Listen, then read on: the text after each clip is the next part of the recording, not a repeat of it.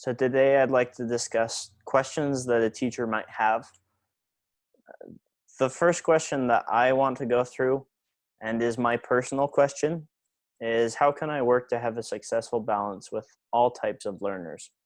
It's a pretty common question.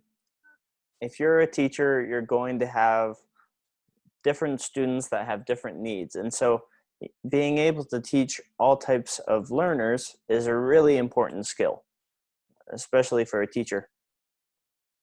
Three tips that I found while going through my research and also just thinking about it are these three. Know the different learning styles within your classroom. Provide an uncommon experience for your students. Let students work at their own pace and use a multisensory approach to better help them learn.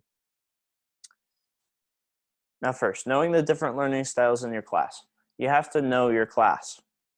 You have to be able to look at your students, even test your students to see how they learn so that you are a better teacher and can better address their needs. Provide an uncommon experience. Every class can start to be the same thing over and over again. You come in, you're taught something in a lecture, you might work on homework, you go home.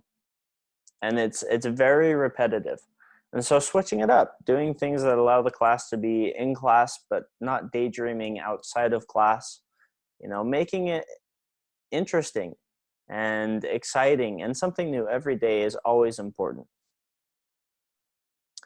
And finally, let them work on their own pace and use a multi-sensory approach. Be patient. There are always different students and always different needs.